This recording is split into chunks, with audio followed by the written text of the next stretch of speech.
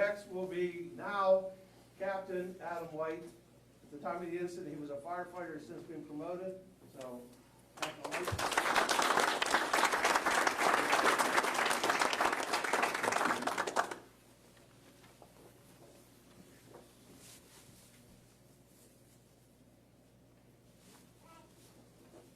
The next recipient is firefighter Jimmy Myers.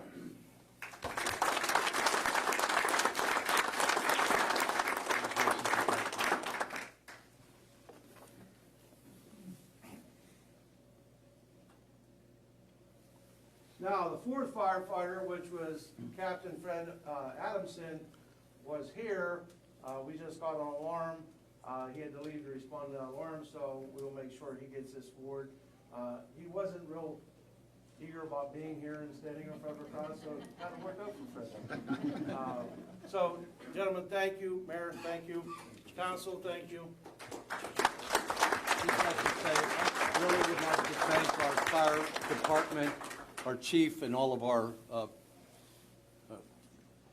firemen, I'm sorry, I almost blew that, for all the work they do every day in our city. It's not just these things, but it's day in and day out, and we thank them for putting their lives on the line every day for us. Thank you, gentlemen, and thank you, gentlemen.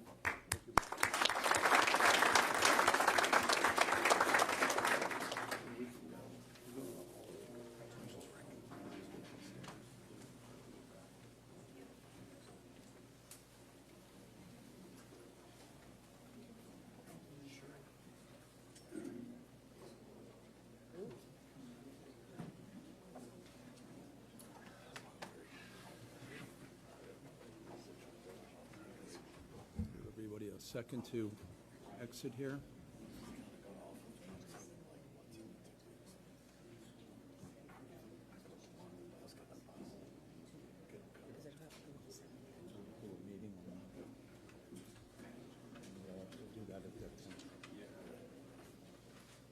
Alrighty, moving on, excuse me, with the agenda at this time. Public comments, agenda items only. Okay. Dorothy Clark's listed, but that's for at the end. We have Jeff Kramer, but that's at the end. And next we have Dustin Green. If you would, Dustin, please come forward. Give us your name, address, and what you're speaking in regard to in the agenda, and you'll have 5 minutes, sir. Thank you. Dustin Green, 312 Chestnut Street, City of Johnstown, 15906. I saw on the agenda this evening, as I was perusing through it, about some roofing being done on some buildings in town, including this one, which is in question of its future. And with its future being questioned, I'm curious, A, why we're putting so much money into it, but I understand a roof is needed on this building. The other building is questioned is in Old Conemaugh Borough, which appears to be a very old fireman station, which doesn't look like anything's going on there. So I'd like to ask this council, and I'm not looking for an answer, but just before it's voted on, why we're putting a roof on a building that looks dilapidated on the outside over in Old Conemaugh Borough. And it's kind of just a question of where our taxpayer dollars are going and where the funds came from for this roof. As you well know, with my past with the conference center, I brought this up the last time. I'm glad it's getting a new roof. And I find at how many roofs we're putting on in this community right now, it's a little frustrating with all the money going out with the roofs. I'm curious where the funds are going with the roof. And that's one of the questions I had that's on the agenda this evening. And I won't keep any more of your time, but hopefully when those come to vote, we'll get some clarity on those roofs that are being put on. Thank you. Thank you. Next we have Deacon Wilson. Deacon, if you would, your name, spelling, address, and then what you're speaking in regard to in the agenda, and you have 5 minutes, sir. Certainly. Thank you. Thank you, Mayor. Thank you also, City Manager and Council. I'm speaking concerning both projects in the City of Johnstown for the Flood City Youth Fitness Academy and also the Pleasant Hill Baptist Church. Flood City Youth Fitness... Agenda items. Yeah.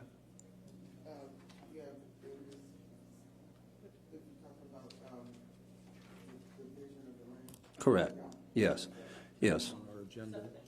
Yes, yes. Sorry, So- your 5 minutes starting now. All right, thank you. So at the Flood City Youth Fitness Academy, we had asked for a subdivision concerning that we want to develop a playground directly behind the building, and it was to require having easement in the alleyway that is directly behind the building.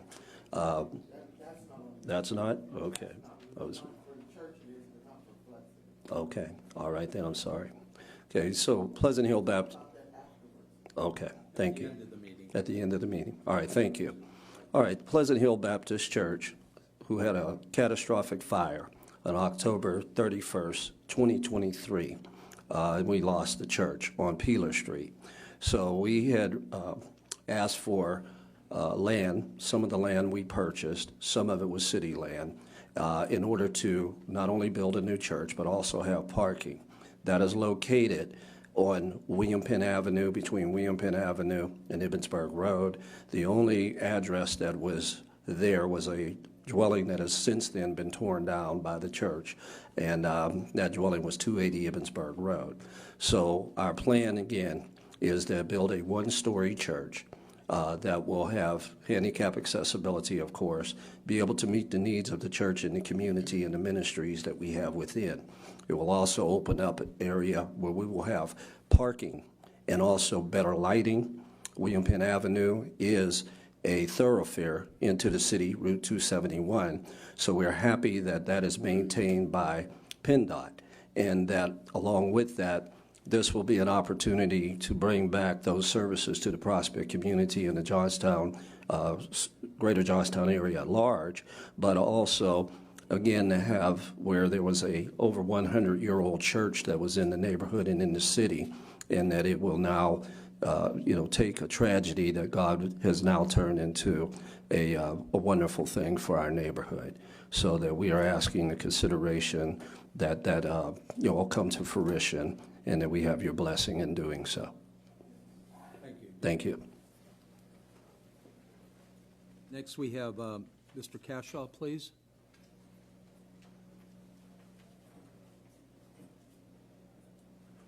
Would that, are you speaking in regard to the Flood City and non-agenda item? Yes. Oh, I'm sorry, we'll have to, at the end, you'll have 3 minutes to speak. Okay, thank you.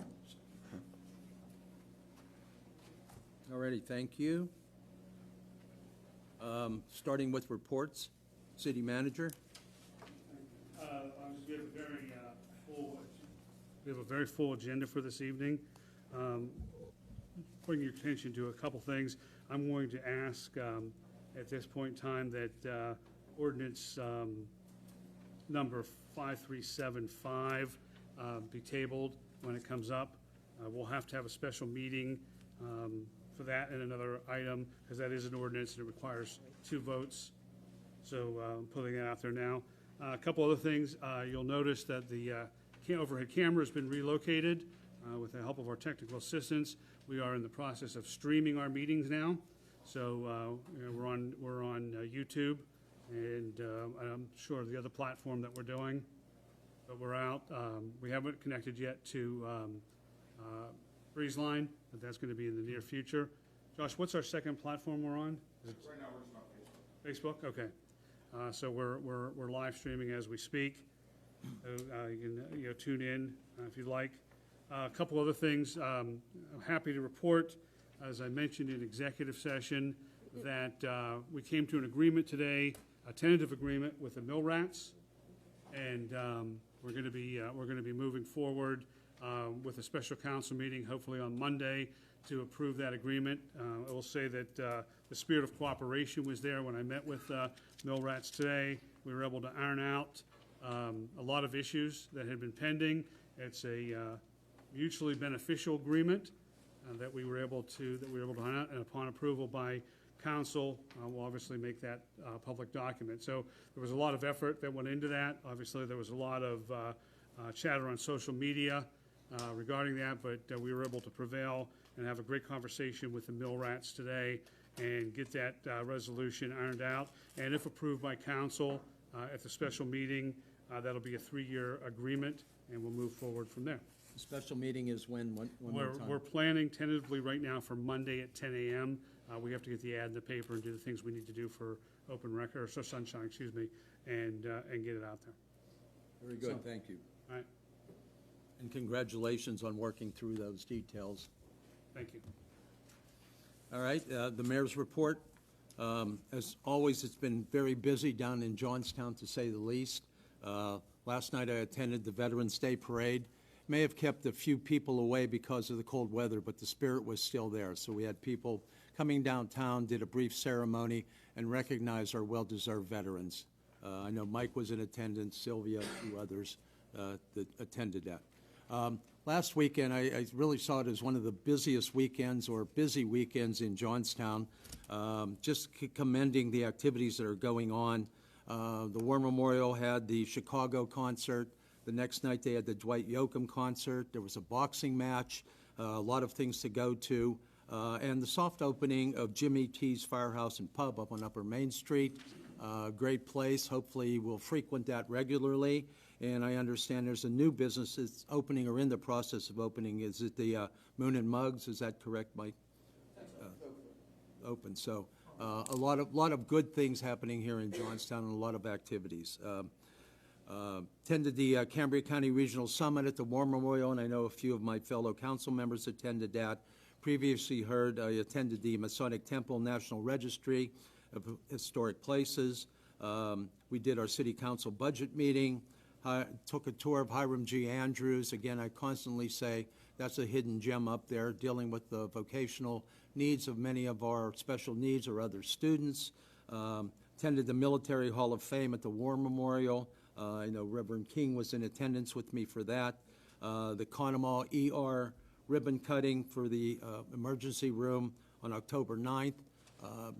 Some major changes in the ER at the hospital, and I think they're all very positive, what we're looking at. And attended briefly the Johnstown flood reopening on October the 9th. Congratulations to Sylvia, our next mayor, sitting in this seat in about a month or so.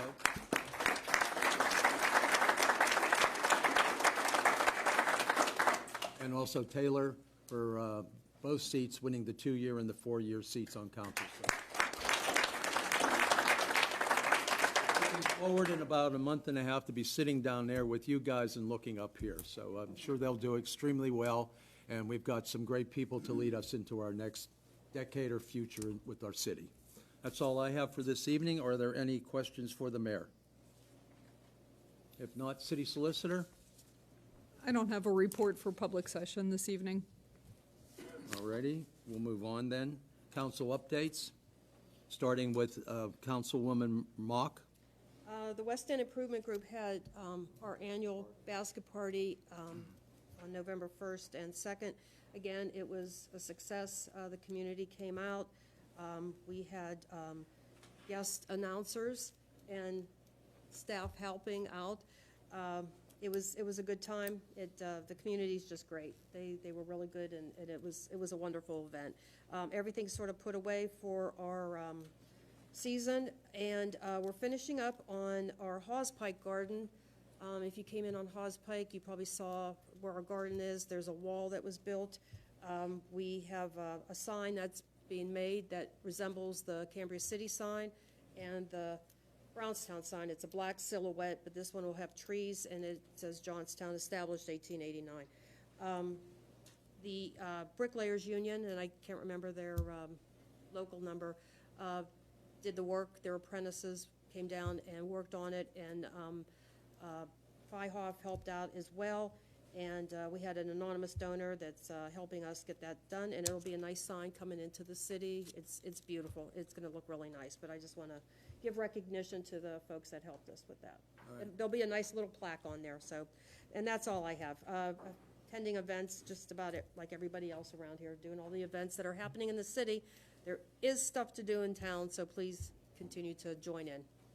And the relocation of the Christmas tree to PNG Yes, Park and yeah. the houses that'll go with it. So that tradition will continue. It'll just have a relocation for 1 year, and hopefully we get it back to the park next year. We'll get it there. We'll Yes. get it there. Deputy Mayor King?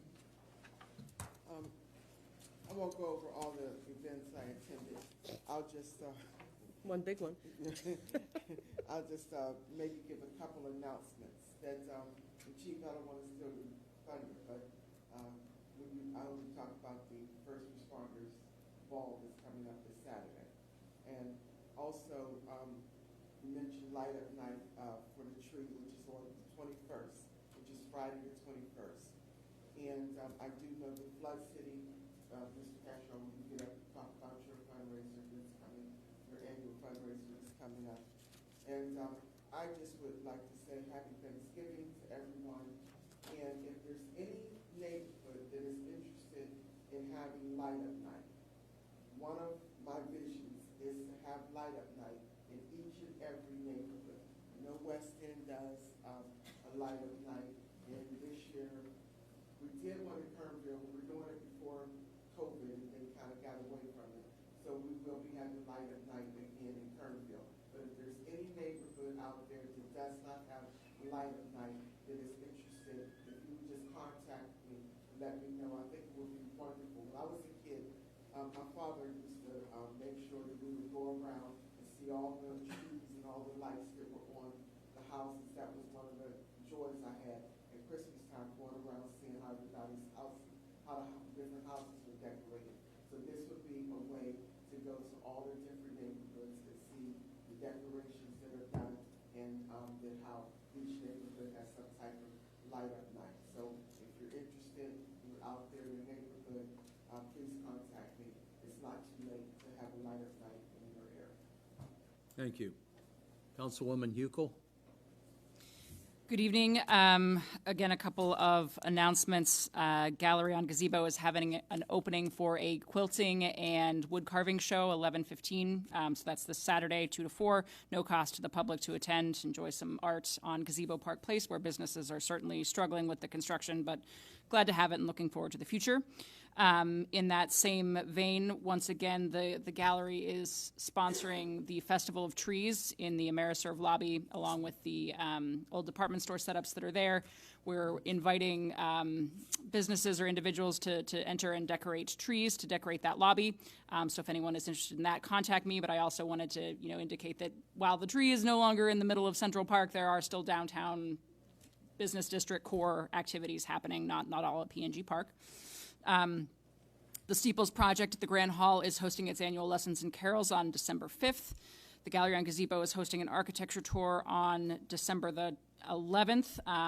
So folks who attend that will get an update on Central Park and how things are progressing. And the city is also hosting a Christmas market in conjunction with Christmas activities at P&G Park on December the 6th. So I encourage folks to patronize that. Otherwise, the Johnstown Animal Welfare Society had a successful fundraiser that will allow us to continue fixing, stray animals that are found in the city of Johnstown. And we thank everyone for participating in that who did. And today was another spay-neuter day. We sent 30 cats to the Butler area to be fixed. So we're working away one at a time. So appreciate everyone. Thank you. Any updates through the Redevelopment Authority meetings? Mr. Kritz is here this evening to speak about the Redevelopment Authority. Oh, very good. Welcome, Mr. Kritz. All righty, if we would, Councilman Clark? Sir? Thank you, Mr. Mayor. First of all, I just want to start off by saying congratulations, Reverend King, on your victory. Congratulations, Sam Barber, Nick Spinelli, and Lorraine Taylor, who will be joining us very soon up here. Look forward to working with you all. I just wanted to say I didn't think I talked too much about the Halloween parade last time, so I just want to talk about the fact that the Halloween parade is not just the largest parade the city has to offer, but it brings the most business downtown, and not just downtown, but throughout the city. And I know of many businesses, including my own, that stay open extra hours for that, and it's just every single year seems to get better and better. So I don't think that's mentioned enough.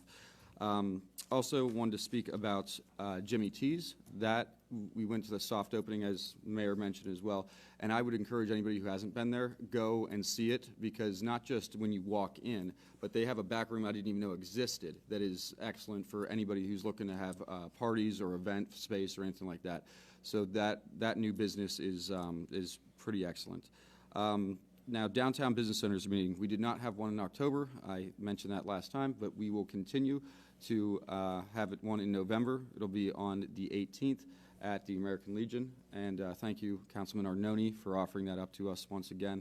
And that will be, hopefully, a lot of people will be attending that one since we missed one in October. So other than that, oh, and anybody, of course, from council and anybody Downtown Business Center is welcome to attend at any time. So it'll be on the 18th at 6 p.m., the top floor of the American Legion. And other than that, I think that's it for now.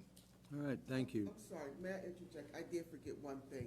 This Thursday at 6 p.m. is the West End Business Association Forgot to. meeting on Fairfield Avenue at Taylor. 226 Fairfield Avenue, yes. I forgot about that, too. Yeah. And we also included the Cambria City businesses. It started just being the West End, but we extended it to the Stone Bridge. So Cambria City business folks, hope you can join us on the 13th with the West End crew. Thank you. Councilman Brett? Yes, good evening. Only to be, not to be repetitious, I attended some of the events also that's been already said, some, especially the vets. But most of all, I want to congratulate Sylvia again on her win as mayor of Johnstown. And I see some of the new electees sitting out there in the crowd. I think congratulations. God bless you guys, and I know that you guys will carry on and what we started here. That's all I have, Mayor. Thank you. Councilman Arnone? Well, first, I'd like to agree with my fellow councilman. I congratulate Reverend King, and also to the new council people. In my life, this is going to be the youngest council I've seen in my history of this town. And it's quite exciting to see the young people care again. So it's really looking forward to working with you and seeing what else we can learn and do together. As your representative on the Water Authority, Customer Service Department received 96 new services applications for property transfers, 19 active accounts reactivated during the month. During the month of October, 19 service renewals were completed, 2 mainline breaks were prepared, 36 fire hydrants were flushed.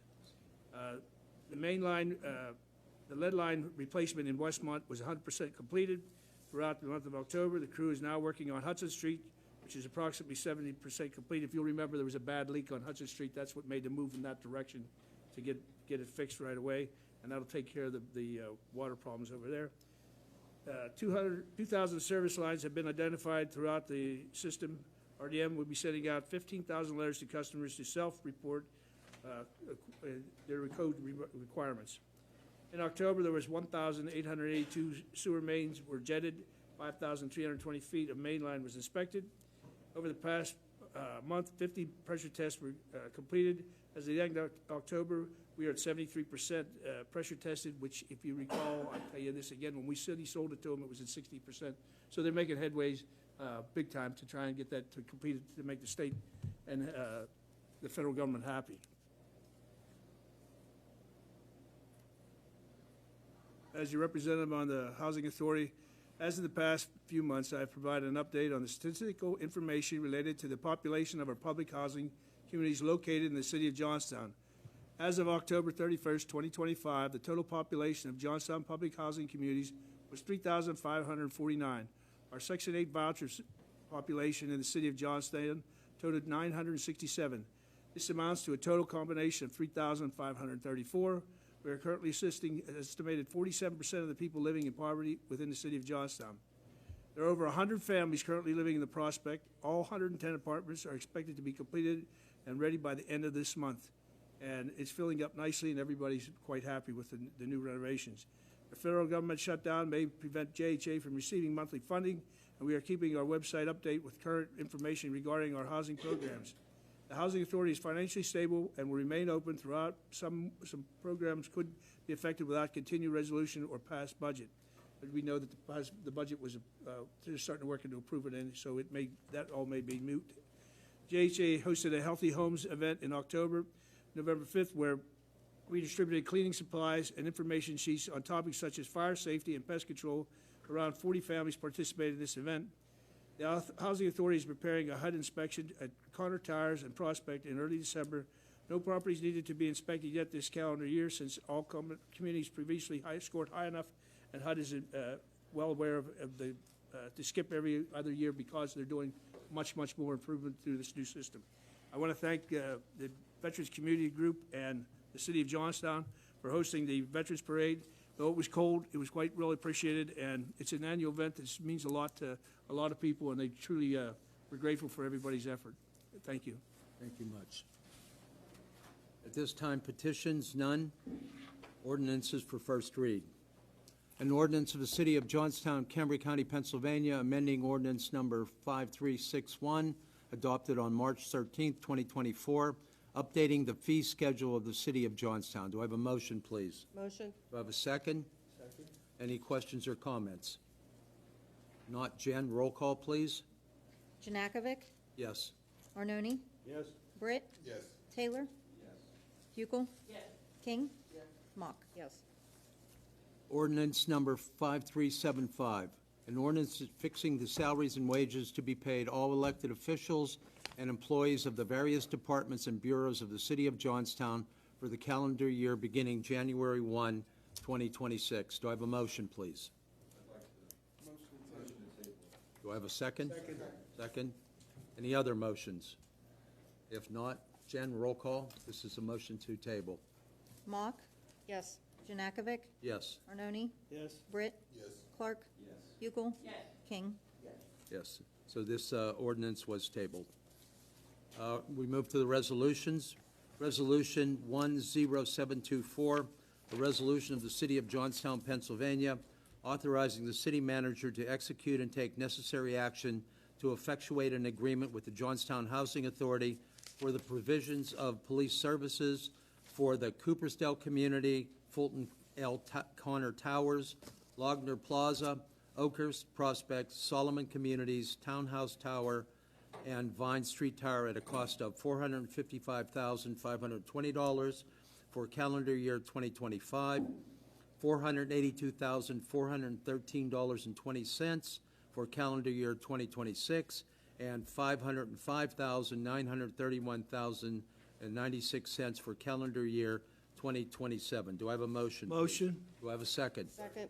Any questions or comments before Comment, we vote? Mr. Mayor. I'd like to point out that there, some of detractors of our city have said that the housing authority doesn't pay their share. And this is obviously that we are doing our best job to try and help the community. And because of what we use, the use that they use it, they're there in every part of it, and they're putting their money where their mouth is.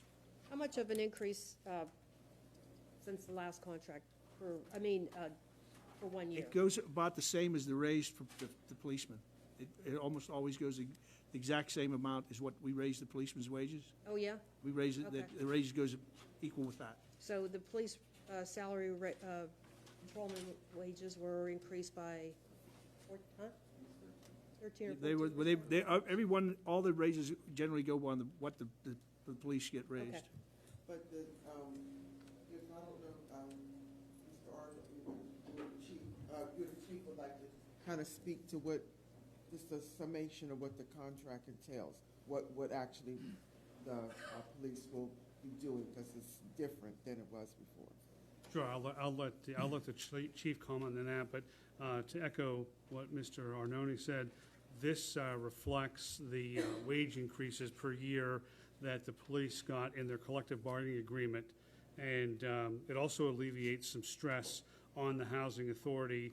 It was a suggestion by Chief Britton to move some of their background checks to Cambria County, and that provided a pretty good savings in money for the housing authority, who were doing it, I think, internally.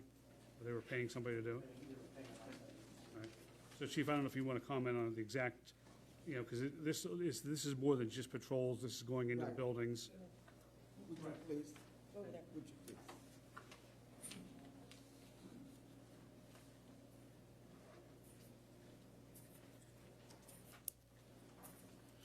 So everything that Art had mentioned is what we discussed, and not only does it do the 24/7 patrol of the housing authority, but it also takes us into all the towers. It takes us into doing like we did a health fair about a week ago.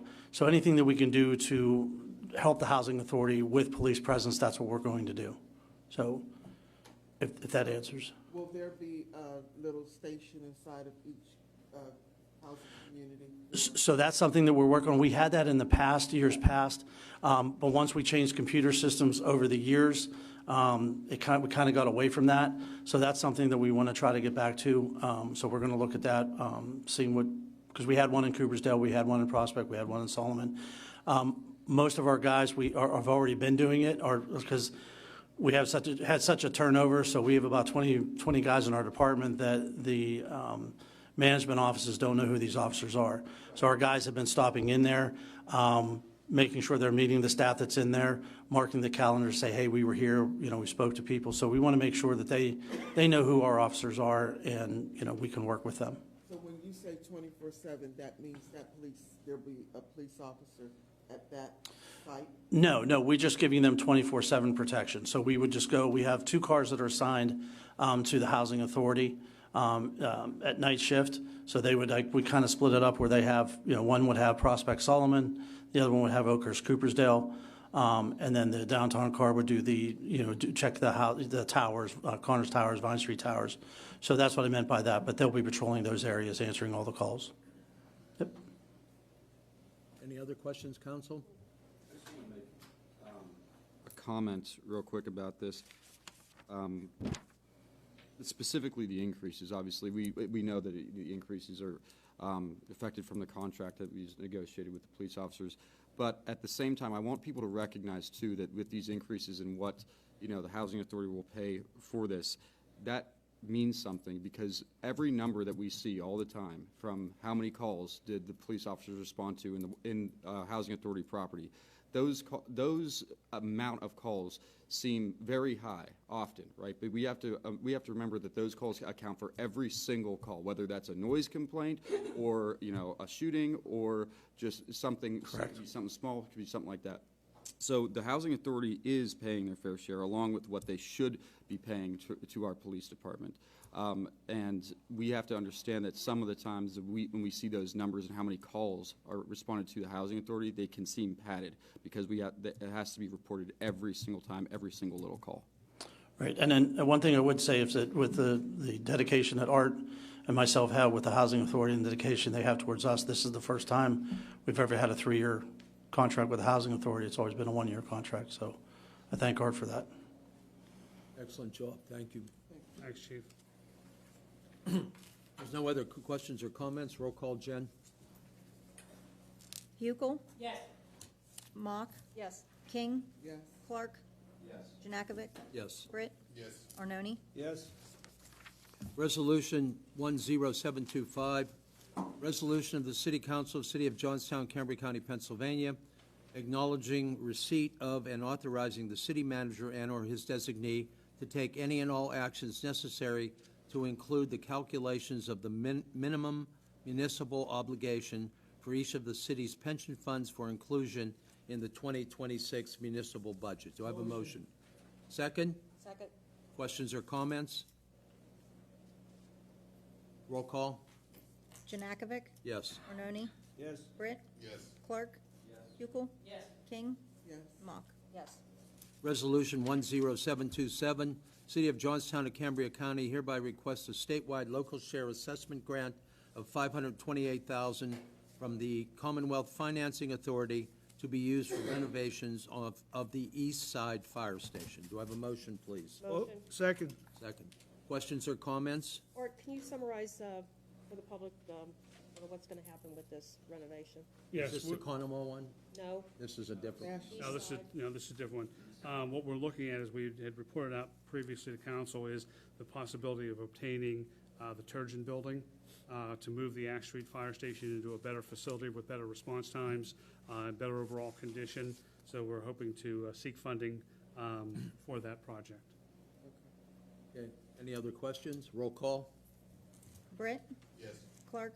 Yes. Hugel? Yes. King? Yes. Mock? Yes. Janakovic? Yes. Arnone? Yes.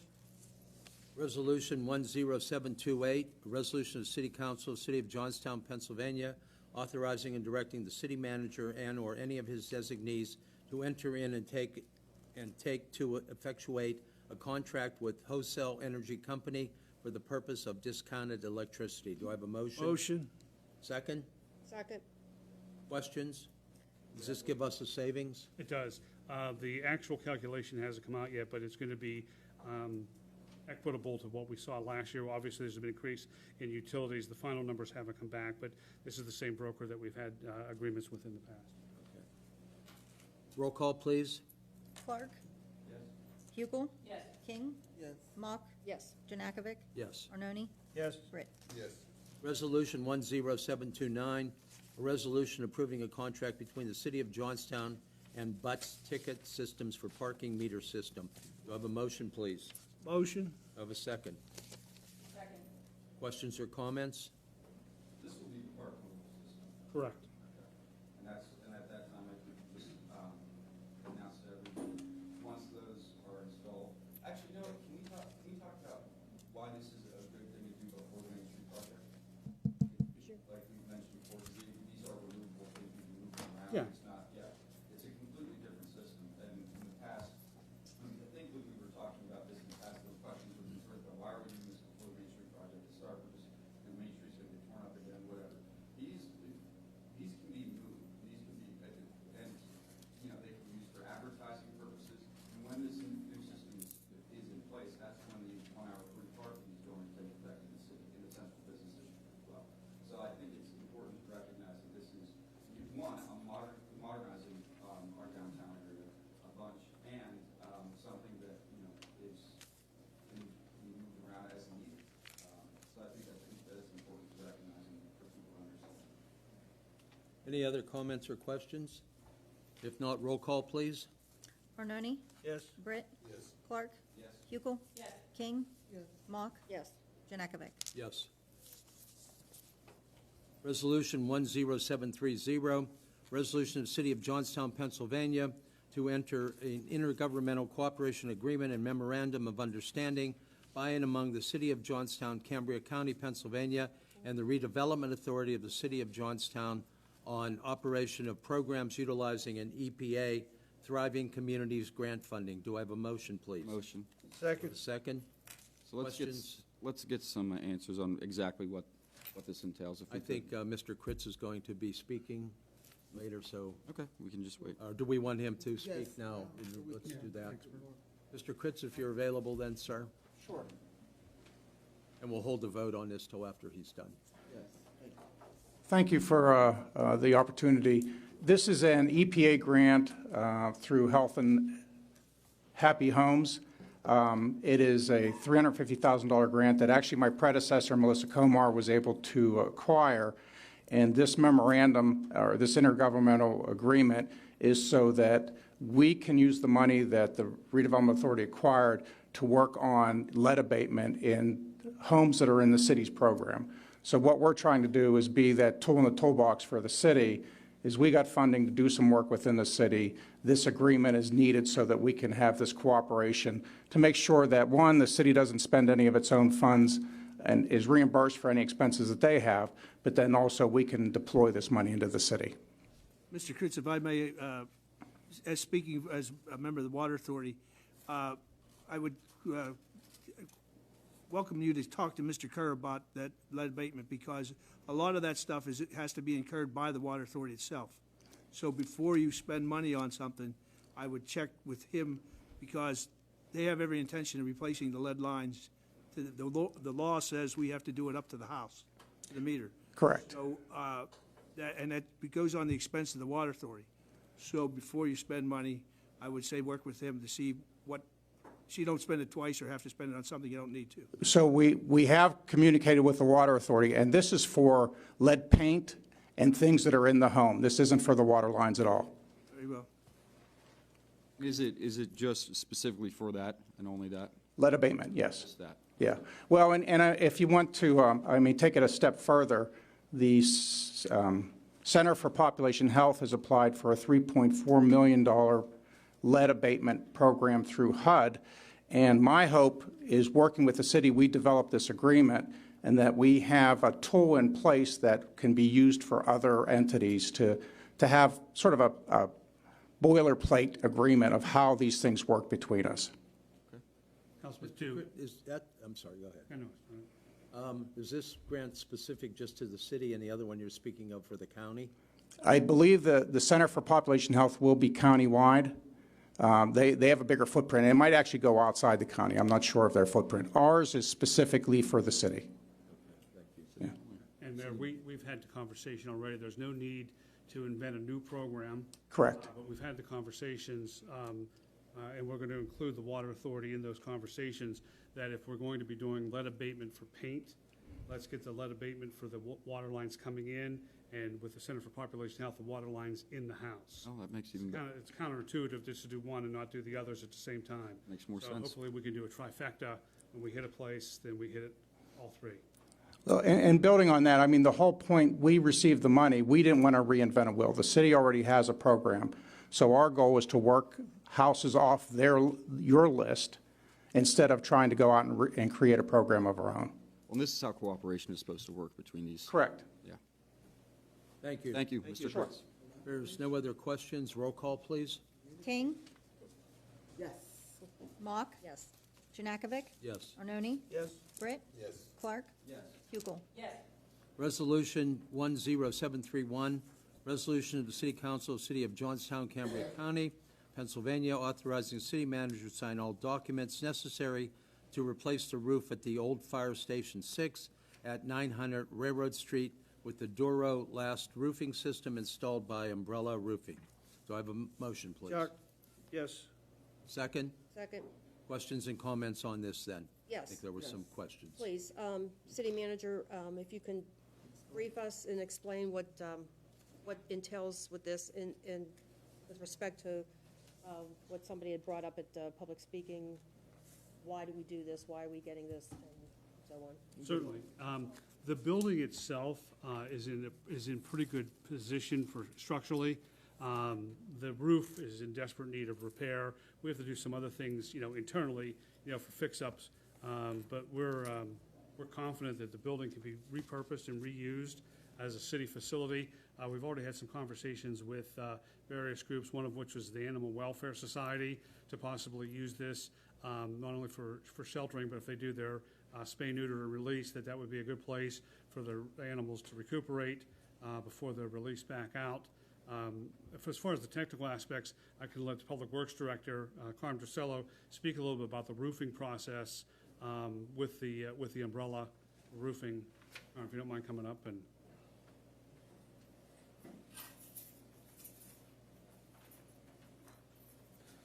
So the roofing on that building is original roof from when they built it back in the late 60s, early 70s. I believe it was the late 60s. 57. 57, okay. Off there a little bit. It's sort of a gravel roof. The roof is leaking. We've been using it for storage of some wintertime and summertime equipment. The framework of the building is excellent. It's just a shame not to be using that building for some use. Even if we repurpose it for whatever or sell the building, the roof is leaking and it's just going to destroy it. But did a core sample on the roof, and it's probably about 3 inches thick. All the water is seeping down through into the insulation, going into the roofing, which is like a metal roofing underneath inside the bays. So the longer we wait and keep this building with moisture in it, you might as well we'll just wind up ripping it down here at the end, and we'll get nothing for it. But at least we could repurpose it. It's a shame just to leave it the way it is, to tell you the truth. I noticed you don't have any bids for the roof. So Right. We have it's called a TIPS program. It's the same thing as a CoStar program. We use the TIPS program for the convention center over there. So it just alleviates all the other processes that you got to go through for bidding. And you do get a better pricing on it. Same thing with vehicles.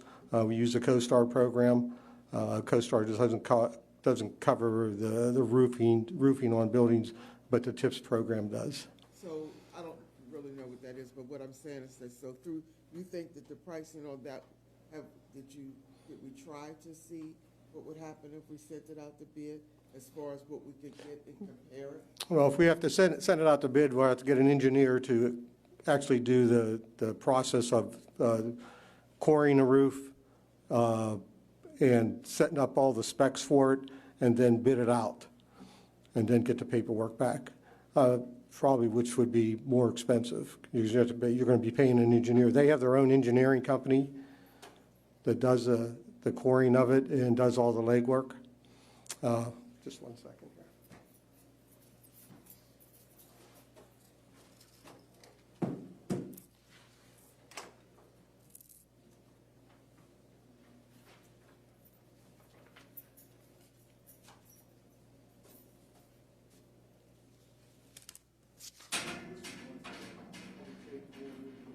Okay. I can look at it. Yeah, yeah. What it looks like there. Okay. And what there is, there's a scope of work in there there's a scope of work in there, what they're going to do to rip the roof off and then replace it on both buildings, this building and the number 6 fire hall. Okay. So my question on it is that, not this building, but number 6, right? That it's a smaller building. 68,000?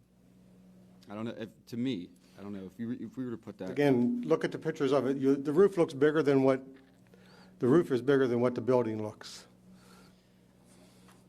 To me, to put it out for bid would be.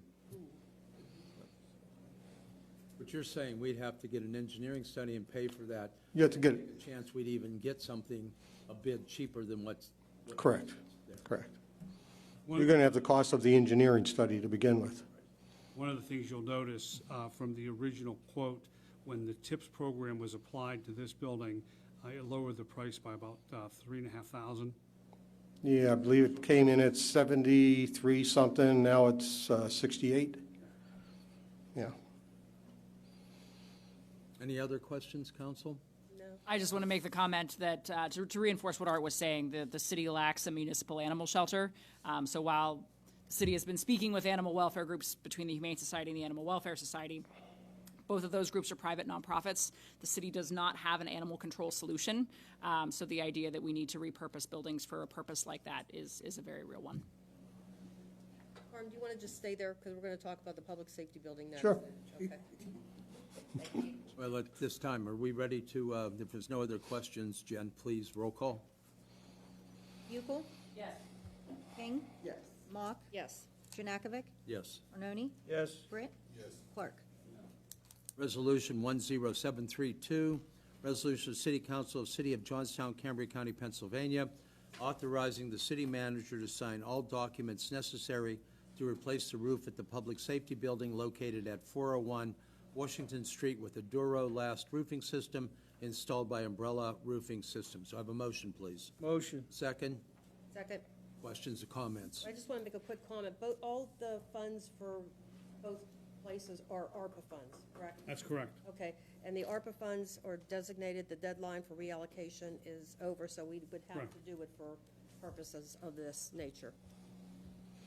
And we've already spent a ton of money on this building, and we don't want it to become another empty building that gets torn down. Right. So by putting a roof on it, we at least stabilize the property. And Art, do you want to update the process of, if you can, what you can say about this building, where we're at with? what we- Well, as I've reported out before, the funding stack unfortunately is not in a position where we're going to be able to build a new building. And with the government shutdown in D.C., we're not really sure where those monies are coming from, if they're going to come through. We had been talking to Senator Fetterman about a $3 million contribution, but even with that $3 million and the 2.48 that we have in ARPA, and then the 2.5 that we have in RACP, it still isn't close to a new build, which would probably be about 20 to 21 million, and that was on a couple years ago cost estimate. So we're hoping that we can put the money into this building. We've had a conversation a few weeks ago. We had a meeting. Police Chief Britton, Chief McCann, the Public Works Director, had a meeting with Representative Burns about the possibility of challenge or rescoping some of the project for the RACP. with this building. We had a meeting today with our engineering firm, Eads, and with Eastern Elevator about the possibility, because one of our big pinch points is the elevator that we have in this building, or the elevators not being ADA accessible, meeting requirements. So one of the things that we're looking at is the possibility of doing an external elevator on the outside of this building with a capacity of about 3,000 pounds that would stop on all 5 floors. We have good access points on the side of the building that we can possibly do that with, and again, bring this building up to codes and standards so that we would have it. So we're looking at a number of different options, and obviously there's repairs needed on the inside. As we had mentioned earlier, if you go to the 5th floor of the building currently, there's a ton of tile that's missing because of water leakage and seepage. There is some structural damage that we're a little bit concerned about, that we have to get that rectified. Literally, there's children's swimming pools on the 5th floor collecting water because of the leakage. This Duro system that we're looking at is a newer approach, Carm. Yeah, it's a newer approach. They don't glue the seams together. They melt them together with a hard iron. They melt them together. And in this building here, parapet walls go up about 7 feet high. And right now the roofing comes across. There's numerous drains up there. And the roofing comes across and goes up about a foot. And then there's aluminum strip that goes the whole way around the roof. And they just have that silicone caulked around there. So water hits the side of the building and runs down the inside of those walls, runs it in behind that molding, and goes underneath the rubber roof right now. What Duralast is going to do is bring that all the way up to the top of the parapet walls, so no water can get behind those. And you can see the deterioration of the walls from the weather. So if you look at the building, you probably got about 6 foot, 6 or 7 foot that it's really, the roof is 6 or 7 foot down from the top of the roof, top of the wall of the building. So those walls are just drenching with water and coming down and just going underneath the rubber roof and then sinking and going into your ceiling up in the 5th floor. What are they doing first, if we approve this today? That all depends on what the weather does. They do have another allotment of jobs that they are doing, trying to get done before the weather turns. If the weather is good enough, they can start on this building first. But it all depends. This would probably be the priority, I would think, correct? Yes, yes. So I have a question too about, do you have an estimated, like, how long will that roofing system, how long will that be in place? How long will it last? They give you a 20-year warranty, labor and materials. Okay. We would not have, all we have to do is call them and they would come and do the repairs on it. Not to mention one thing that we didn't mention about this building, this roof in particular, the historic value Oh, yeah. of this building. Absolutely. It's worth it. Yeah, we just put a lot of money into the heating system here. There was a secondary pumps for the heating system that haven't been working for years. So I found that out, and we had those pumps taken off and rebuilt. They had to drain the whole system and then refill it up with water and bleed all the heaters on each floor. But there's just a numerous, if you go up on the 2nd floor and walk in where the generator room and the power is and the furnace is, the stack for the furnace was actually dropping down and laying on top of the furnace itself. So that all had to be redone and put it back up through the roof. And the other thing is, if you go up here on the roof right now, our power comes up the side of the building. All our electrical boxes are on the 5th floor, and that power trough is dropped onto the roof right now. So we have to get somebody that's going to lift that up and put supports underneath it. Any other questions? The only comment I have, the last time I saw for total renovations of this building, help me out, council, was around $11 million, $12 million, somewhere in that vicinity for total renovation of the entire building. Yeah. Yes, so it's long been the consensus of Planning Commission, like for years, that, that this building would be prohibitively expensive to demolish, even if we wanted to go in that direction. And even more so, building a new building would be prohibitively expensive, so this building should be retrofitted and rehabbed. And to that end, I think this is consistent with that. And with the money in hand, we'd still, even with this building, have to raise some funds or grants. That's correct. If there's no other questions, roll call, Jen? Janakovic? Yes. Arnone? Yes. Britt? Yes. Clark? Yes. Hugel? Yes. King? Yes. Mock? Yes. Resolution 10733, resolution of the City Council, City of Johnstown, Cambria County, Pennsylvania, authorizing the city manager to sign all documents necessary to purchase a 1-ton 2024 Chevrolet Silverado chassis and custom 11-foot aluminum body with snow equipment. I have a motion, please. Motion. Questions, comments on this? Purchasing another vehicle. No, we need, that's, Carm, can you talk about this? You should have stayed up there.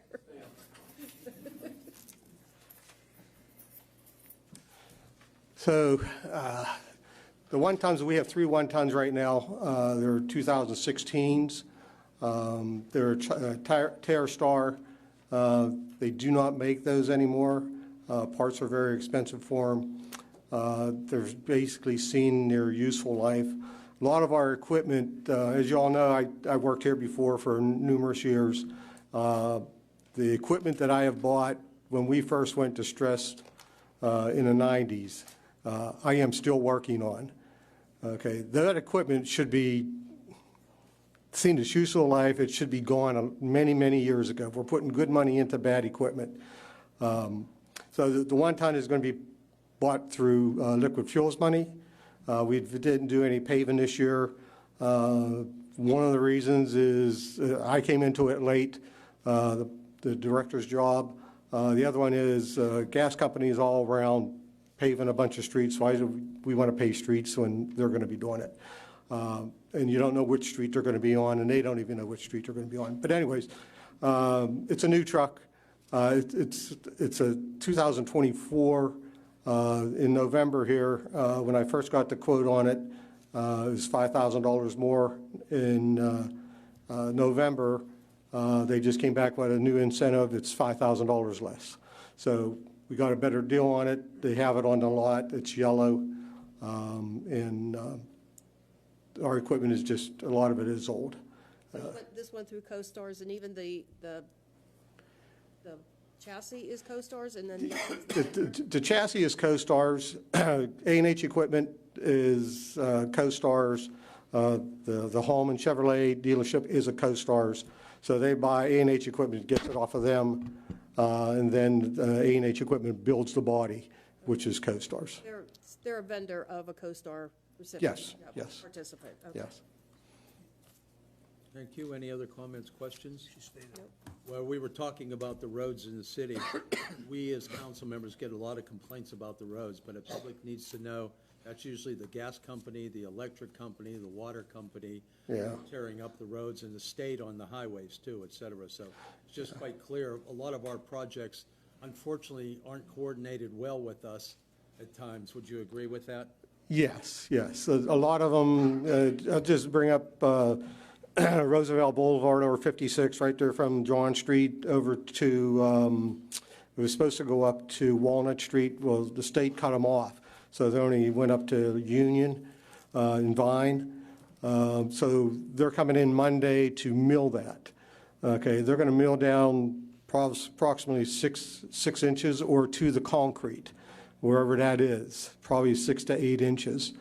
Unfortunately, all our street lighting and traffic lighting is right at that level. So we go out there and marked all that, doesn't mean that they're not going to hit it. Okay, and that's a whole another ballgame that we have to deal with. If they go in there and mill that out, they don't know that they rip our pipes up and our wires up, and then they just go right over top of it. Now we have, if you notice on the one side coming inbound, there's no street lights because the wires were ripped out. We went down last week and they hit one of them, hit one of the conduits. We had to fix it right there on the scene while they were working on it. Next year, the state tells them that they have to go down past the concrete. So next year, they're going to come in and rip that, just what they did this year, just for an overlaid for the wintertime. They're going to come in and rip probably 24 inches out. All our piping, all our conduit for all our traffic lights, supposed to be 3 foot down from what the state says, but it's only basically 12 inches down. So, Who's responsible for those repairs? We are. why? because one of the city managers signed the agreement that we would take over those traffic lights and the street lights. When was that? You know? We don't want to name. You know, it was not the current one, let's put it that way. It was about 6 years ago, so. It's one of the last 6 or 7, so. Yeah, yeah, so, yes, we are responsible for that. Thank you. Okay. Stay there. You should stay there for one more. Roll call, please. Mock, Yes. King, Yes. Clark, Yes. Janakovic, Yes. Britt, Arnone, Yes. Hugel. Resolution 10734, resolution of City Council, City of Johnstown, Cambria County, Pennsylvania, excuse me, authorizing the city manager to sign all documents necessary to purchase a walk-behind concrete saw and blade from United Rentals at a CoStar's dealer. Do I have a motion, please? Motion. Second? Second. Questions or comments? What? That's going to cut the holes that he has to repair for the piping. It's the concrete. So if we dig a hole up, say it's the hole across from City Hall, okay? If you look at a little cut-off saw, okay, you're gonna cut down there probably 3 inches, 2.5, 3 inches with it. You're bending over, okay, you jackhammer out the hole, so then you gotta make it square so you can blacktop it, okay? And then you're doing it with a handsaw, okay? This is a walk-behind saw that what you could have did to begin with is, this is a 30-inch blade on it, so you're going to be able to cut in 12.5 inches down, and it automatically cuts you a straight line. And so you cut that, you'll cut through the concrete and through the blacktop, make yourself a square hole or whatever size hole you need. Then when you jackhammer it out, all you got to do is finish it up when you refill it up. But you're still walking, you're just walking behind it, you're not bending over for 45 minutes to an hour and a half, cutting blacktop out to try to make a nice job on the street. Imagine we cut down on time then, too. Yes, yes. If you look at all the contractors out there, they have all these big walk-behind saws that some of them have 42-inch blades on them. Most of them are like 36. Yeah, it's very expensive. We used to have one. We don't have one anymore because we used to put all the lines in for the traffic lights, and that's what we used to use it for. So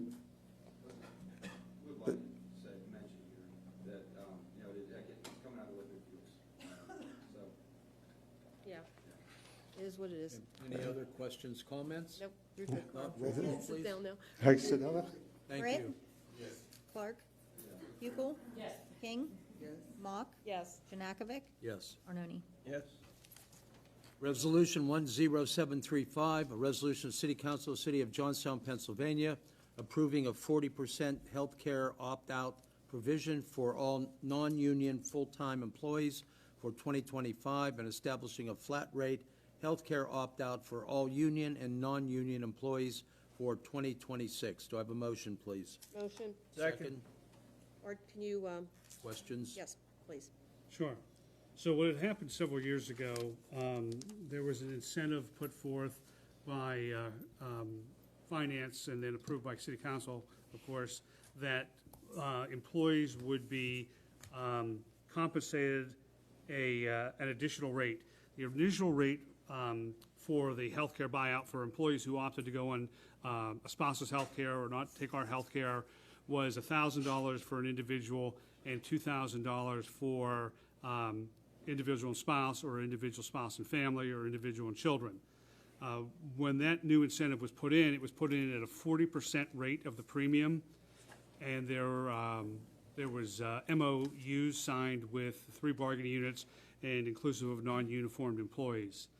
Since that time, premiums have gone up considerably, and that 40% buyout has increased considerably to the tune of, for a family plan, it's nearly $400 a pay, times twice a month and sometimes 3 times a month. The MOU... It's around $10,000 somewhere in that vicinity. Yes. The MOUs with the various bargaining units for police and fire, AFSCME and police, the AFSCME agreement expired in 2023, and the police agreement expired in 2024.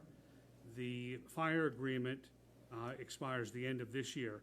when the resolution was adopted, the non-uniform folks who aren't in a bargaining unit were included in the sentencing for the fire. So with that being said, when the fire MOU expires at the end of this year, it will also expire for the non-uniform folks. The savings to the city with the percentage of healthcare buyouts versus the number of people who are going to enroll will be a lot, to say the least. So with that being said, we needed to correct the language that was in the original ordinance, original resolution that was passed, I believe in 2019, to make sure that we're in line with our legislative language to do the same. So with that being said, the AFSCME buyout has been reduced to 1,000 and 2,000. The police buyout has been reduced to 1,000 and 2,000. The fire buyout, as of 1/1, will be back to 1,000 and 2,000, and so will the non-uniformed employees. Any other questions, comments? I'm going to look at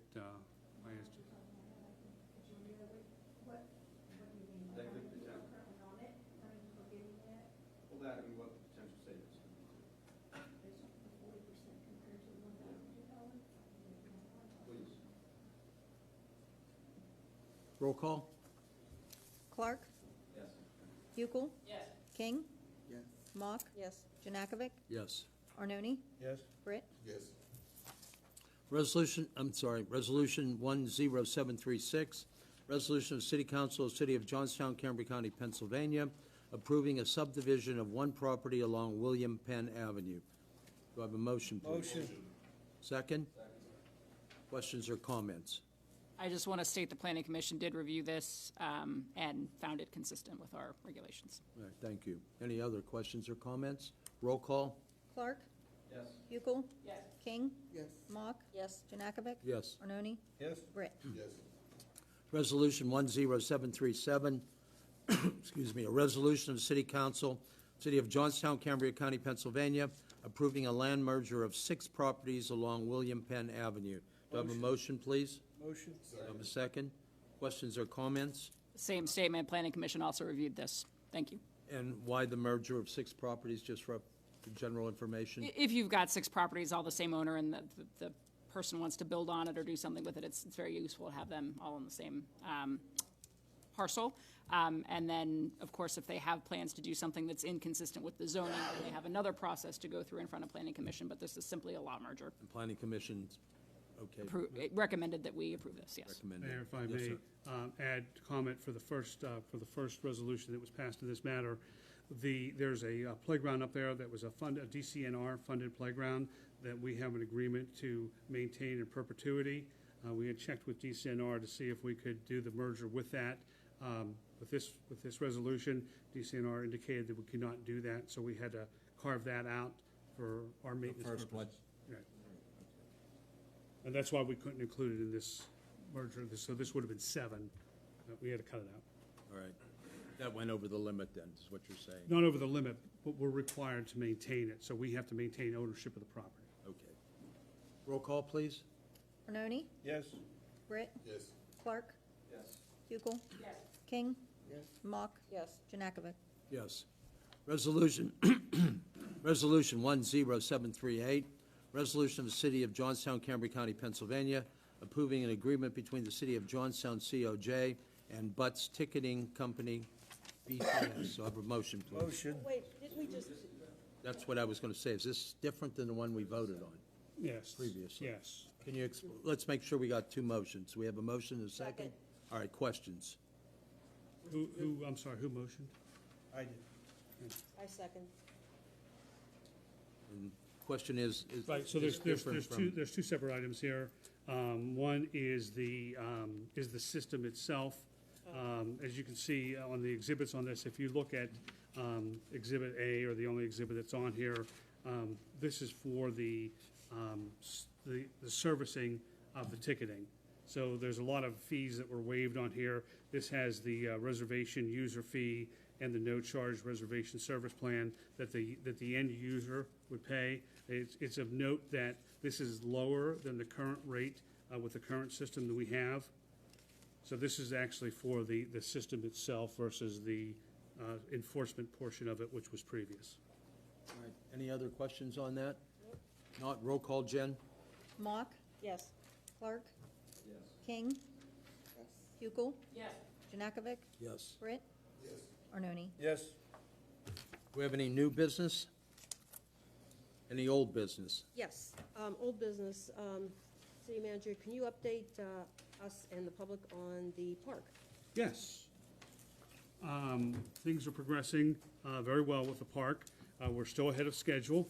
I had, I think, submitted to you guys a tentative schedule for the rest of the development. Weather dependent and supply chain dependent, obviously.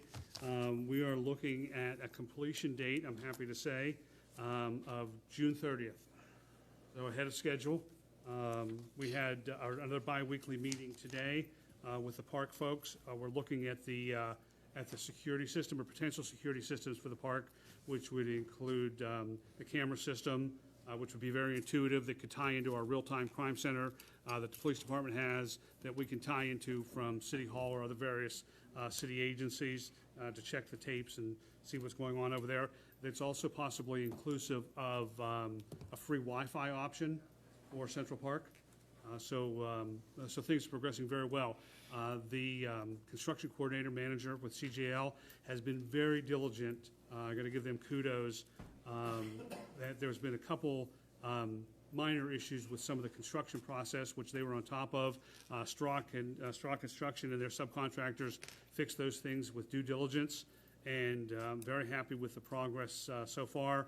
We've tried to address some of the concerns that some of the folks have had over there, one of which was some lighting. So we did put some additional lighting along the walkway. Hopefully that gave some more illumination for people who are walking along that sidewalk on Gazebo Park Place.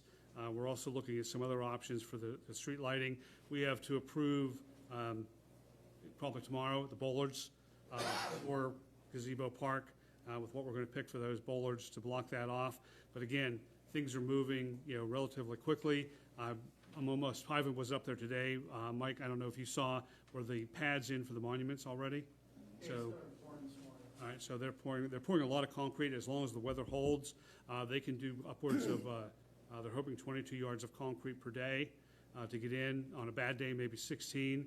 Our last meeting 2 weeks ago was actually at Straw's building out in Boswell, where we went over a lot of things. Carm was with us on all those meetings. So yeah, I'm happy to say that things are progressing very well. There's only been, so far, again, knock on wood, there's only been 2 change orders, one of which we signed off for electrical, I believe it was, for conduit. And, we're within the scope of the project, and things are moving on. As I noted in my email to you guys, with a little asterisk at the bottom of the schedule, the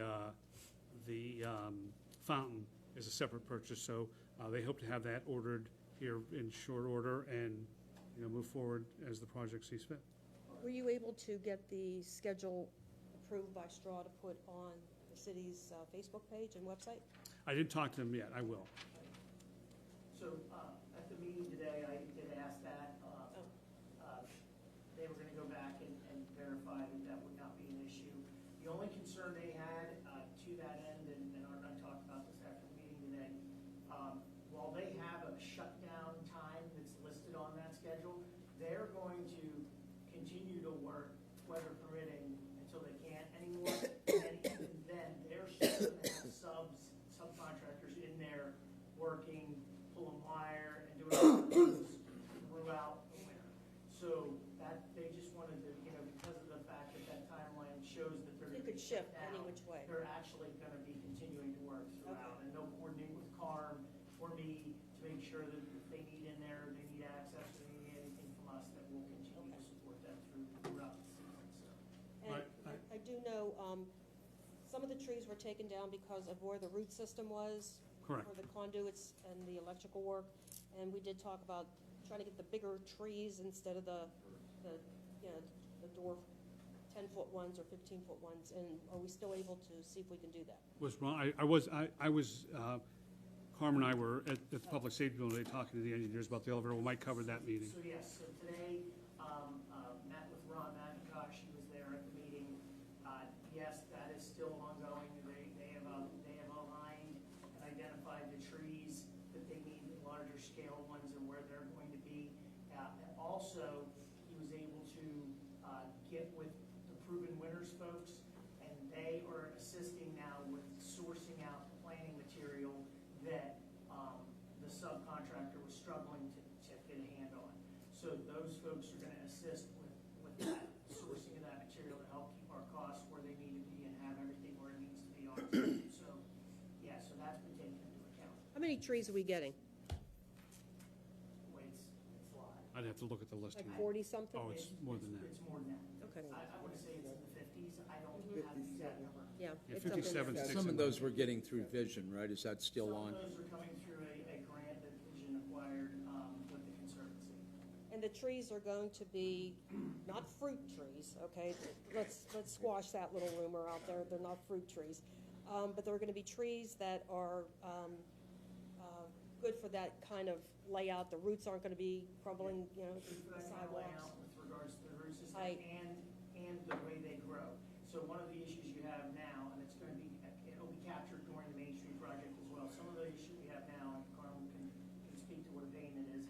We have trees now that grow apple. Yeah. And so once you start trimming a tree, it's like, you know, they say when you pluck a gray hair, 5 more, it's the same thing. When you trim a tree branch back, it just becomes more aggressive.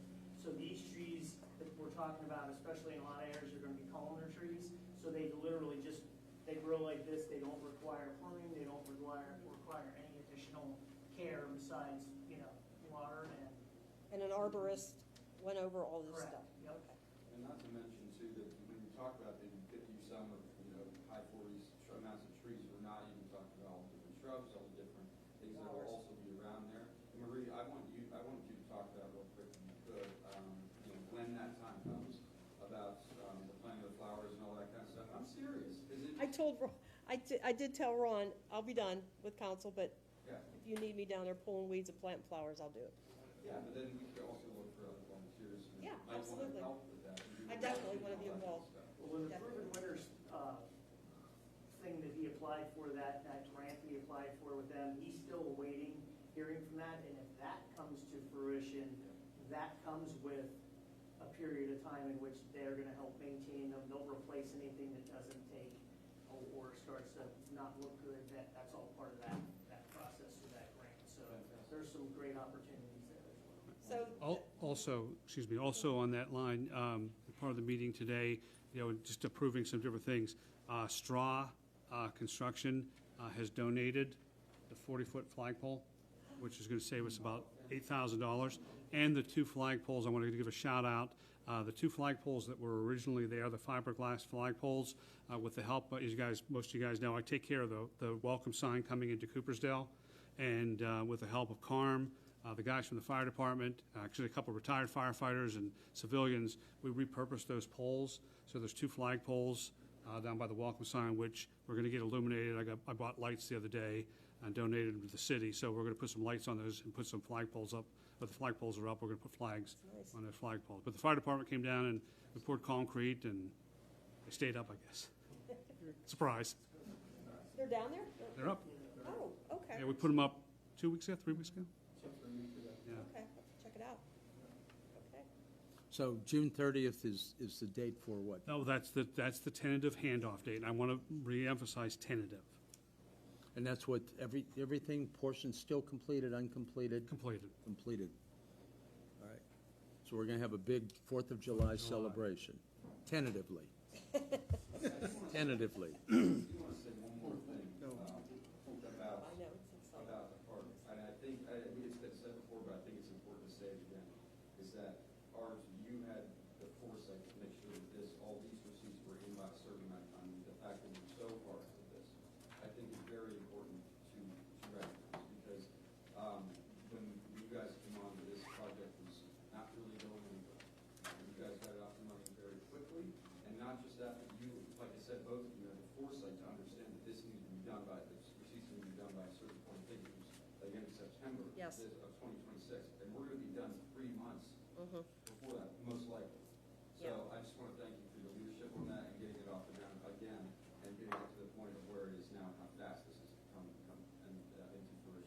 Shane.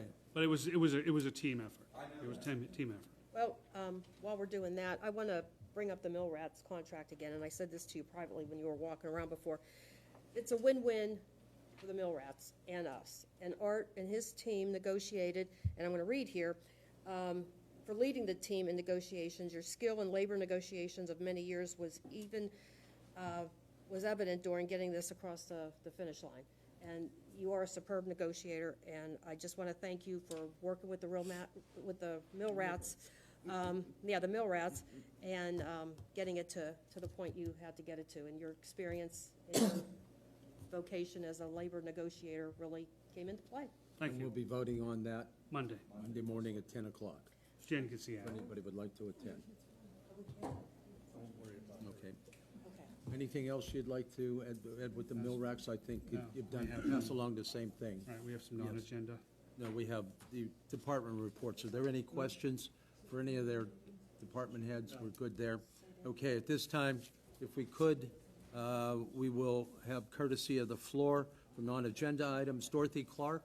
Dorothy still here? If you would, Dorothy, you could give us your name, spell your name, your address, and you have 3 minutes to speak in regard to what you've signed up for, garbage. Did you say spell my name? Okay. Hi, my name's Dorothy Clark, DOROTHY CLARK. I live at 1058 Boyd Avenue. Good evening, and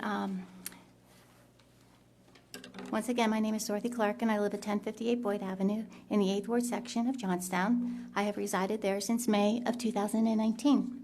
I have been the department head at Randy's Bylaws since January of 2018, and I attend Franklin Street Church, where I host a Christian-based support group by the name of Celebrate Recovery. I appreciate council for allowing me the time to speak on a subject that is not only plaguing the 8th Ward, but our entire community. Once a year, with the permission of CSX, I clean the railroad tracks from Osborne Street to somewhere past Acres Street. In years past, I usually collect around 3 to 4 bags of trash. This year, I collected 13. 5 industrial contractor bags and 8 lawn and leaf bags. I have taken it upon myself to clean up the neighborhood in the 8th Ward. Every morning while walking my dog, generally in the same area, each day I collect at least 1 grocery bag full of trash. Every day, 1 bag of garbage. The 8th Ward Community Group has been able to place 4 garbage cans in the neighborhood with a promise of 2 more. I am here tonight to ask for your help.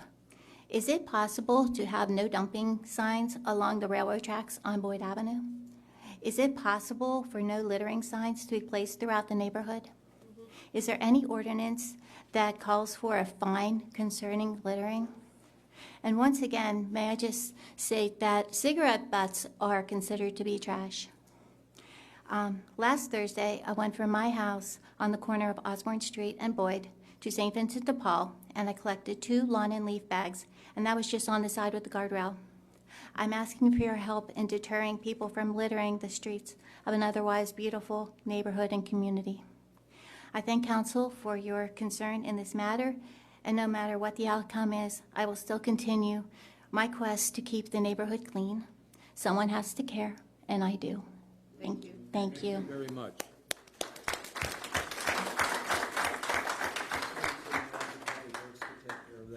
Consider it done. All right, very good. Thank you. May I reiterate that there needs to be some no littering signs around the city? With the period. fine, with the fine. that's Yeah, just- with the fine on there, because I don't know that people understand that littering is illegal, and that there's a fine attached to it. So not only there, but there are a few other places that I think that we can go. Well, and also follow enforcement of that. Yeah. That's Yeah. the most important part. Down- I've watched people throw stuff right out their car window. Right, Absolutely. I would suggest, too, that we look at the downtown. I know Discover Downtown put a number of trash cans out, but they concentrated on Main Street. But on this side and other parts of the town, there is no place to really drop your garbage, West End has- unfortunately. West End Improvement Group, we have, I think, 10 of them. And they did the same thing in Coopersdale, but I'm saying downtown. Yeah, I know. We've got restaurants and stuff, and if there isn't garbage cans out, they're dropping it. So Yep. we could keep that in mind, too, Sid. All righty, next, Mr. Kramer. If you would, sir, spelling your name, where you reside, and who you're representing tonight. Yeah, good evening. Jeff Kramer, CRAMER, 176 Berkey Drive, Johnstown. And I'm here on behalf of the Miracle League of Cambria County. On a personal note first, I'd like to congratulate council, city manager, the mayor, and the deputy mayor on a successful and progressive 2025, and the same success is hopeful for the 2026 regime that steps in. But and Reverend King, congratulations. And a special commending of Mayor Janakovic for his 10 years of service and the fact that the city has gotten better in each of those 10 years. So with that said, as I promised in March, I'm here to update you on the progress of the Miracle League of Cambria County, Inc. We rebranded with a filing with the Department of State, and we're now known as the Miracle League of Roxbury Park, which we think is more apropos to the project and what we're trying to accomplish. So with that said, we also are going to phase the project instead of doing it all at once and trying to raise $3.9 million. We're going to phase it. Phase 1 is the field, concession stand, 4 pavilions. Phase 2 is the 51-space parking lot with 38 van-accessible ADA spots, which will also create 12 new regular parking spaces at the park. And Phase 3 would be the 7,500 square foot sensory playground, along with 2 bocce ball courts. We'll be signing a contract for the geotechnical testing either late this week or early next week. This will enable us to start the permitting process in January and hopefully begin the construction sometime this summer, assuming that we have the committed funds in place to pay for it. Again, that Phase 1 cost is $2.4 million. We were selected by Spangler Subaru and Subaru of America to be their local charity for the Share the Love program, which will begin in a few weeks. We also have our Facebook page up and running along with our website. And then we plan on beginning our general fundraising campaign with businesses, individuals in Cambria and Somerset County. We're also talking to a local celebrity to be the face and spokesperson for the Miracle League. We also have, in fundraising to date, we have committed funds of $491,000, all private, and we have another. Finish, Jeff. What's that? You have 30 seconds. Yeah. We have another 50 foundations to reach out to, some 300 businesses, along with all the individuals. So with that said, as you can see, we're well on our way, and I'll be back to update you in the spring. Thank you. Thank you. Thank you and all your good working on those efforts.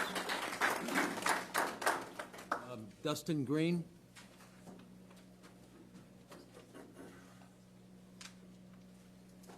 Dustin, name, address, and then you have 3 minutes to speak, sir. Dustin, D-U-S-T-I-N, Green, G-R-E-E-N-E, 312 Chestnut Street, 15906. I came this evening actually for this portion to speak on behalf of my love for the mill rats being here, and was hopeful that I wouldn't have to speak and beg for that contract to be signed. So thank you for continuing that for 3 years. I enjoyed what I've seen from the mill rats and what that's brought to our community. With my schedule, I don't have the opportunity always to attend the games because I'm working events that are usually coinciding.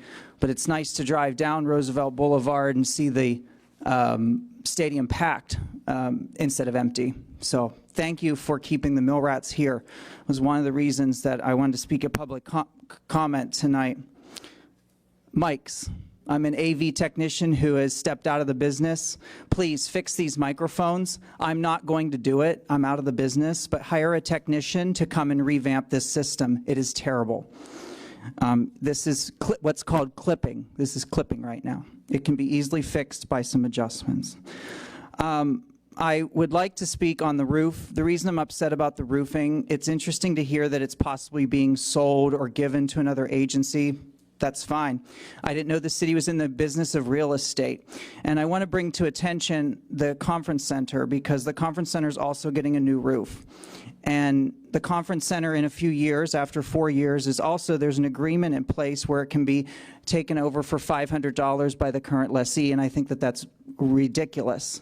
I would love to be able to buy a place of that stature that's completely renovated for $500. And that's currently what's in the agreement that the city has signed with the current lessee. And I think that's terrible. After running that place for 3 years and giving up my heart and soul and giving up my own time for that place and being put out, it burns my soul as a businessman in this community. And that's why I'm upset about the roof. I encourage that agreement to be looked at with the current management group. I think it's outrageous. Outrageous. And Deputy Mayor King, thank you for bringing up about bids. I think it's important to bid a project. Co-stars, yes, I understand, but it's confusing to the general public when you don't bid something. You have 30 seconds. Thank you, Mayor Frank. As a business owner, you typically get 3 bids and you get the lowest bid. That wasn't presented tonight with these roofs to the general public, so we're confused. Reverend King, thank you for bringing that to the attention.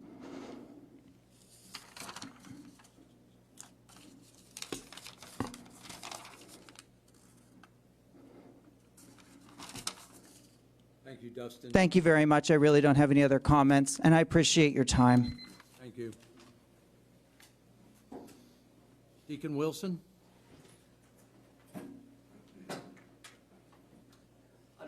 Would it be okay that Oscar and I are here representing the same thing? Can we do that together? I'm with that solicitor, we're fine.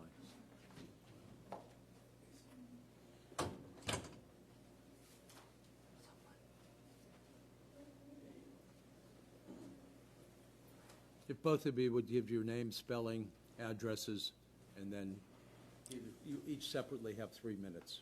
Or Thank you. At least 6. Yes, I'm Deacon Jeffrey Wilson. That's Jeffrey Wilson, Wilson. I'm the program director of Flood City Youth Fitness Academy. Oscar will expound more. So we have 2 projects that we are attempting to do. One of them is a playground that would be directly behind the Flood City Youth Fitness Academy. It also involved demolition of a house that is located on Union Street. We had also met with HUD concerning the playground. We need that desperately because every day we have between 180 to 220 children that are being educated, receive food, and then also, of course, need some exercise, playtime, and so forth. The reason that we need the playground in particular is because we've grown so fast on our educational portion that we had to use the area in the building that we had an arena for children to play, also learn to roller skate. So we had to take that area, convert it into the gym for those people that come in for their exercise and so forth. There's an area adjacent to the building that is a playground currently, all concrete.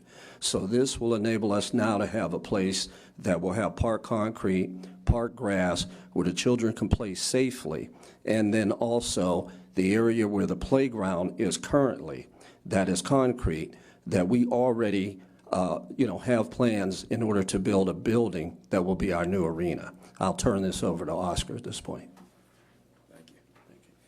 Thank you. Oscar Cashaw, OSCAR-CASHAW. As Jeff Wilson was just saying to you guys, we do hope to be able to get the expansion. It would bring more to our city.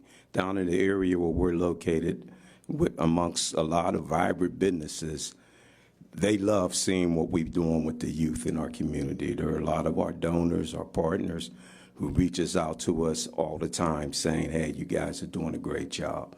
As Jeff said, we're between 180 to 220 kids, and these kids need a place that's safe, and we provide that for them and their families because they come directly from school when school is in session to our facility and spend the next few hours, which if you understand the situation and when a kid is mostly in danger. It's between the hours of 3 o'clock to 9 o'clock. It's statistically, it's spoken of.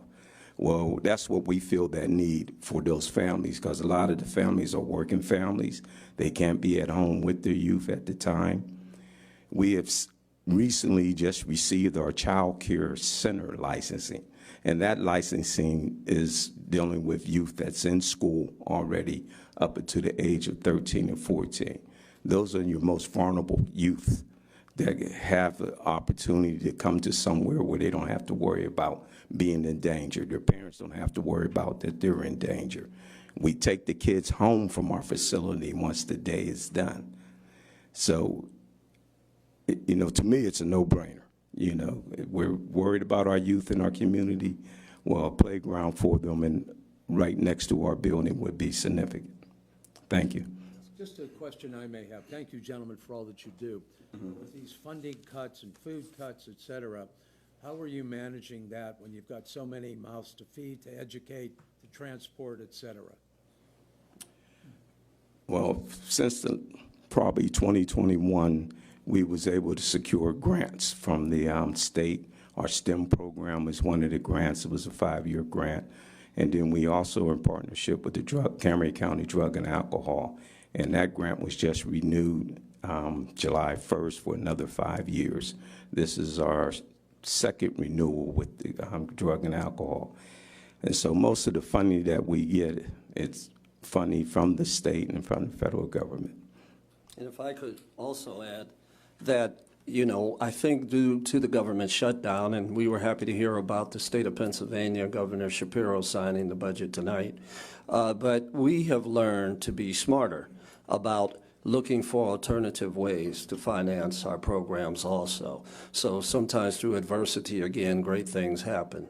And if I could make one addition, is that a lot of people don't realize that right in the heart of downtown Johnstown, we have approximately 56 employees on average that are tax-paying citizens, most of which that live right in the city and pay taxes to the city. That is our, qualified and trained staff that work with those children and their families. So it's a huge impact on the city. And finally, we work in conjunction with the Greater Johnstown School District. We're independent, but they count on us because children that come to the academy, for example, have a 70% increase in their reading proficiency compared to other children in the district. Very good. And I think at this point in time, one of the biggest pieces is, go ahead, I'm sorry. Go ahead, Rick. Thank you. Thank you very much. Buses all day long, and the drivers, you're very, very careful with the kids, and you just send somebody to know that it's 3 to 9. That's the peak time to help the kids. Thank you. You guys do a wonderful job. Thank you. God bless you. Thank you. Thank you. Before we adjourn this evening, I just need to clarify the announcement of tonight's executive session. It did include contract negotiations with the mill rat, so that was part of our executive session this evening and on Monday. So just need that clarification. Thank you, Solicitor. Make sure we covered that. On that note, meeting adjourned. Will that meeting be public? Yes. Okay, thank you. 10 o'clock, 10 o'clock, right here.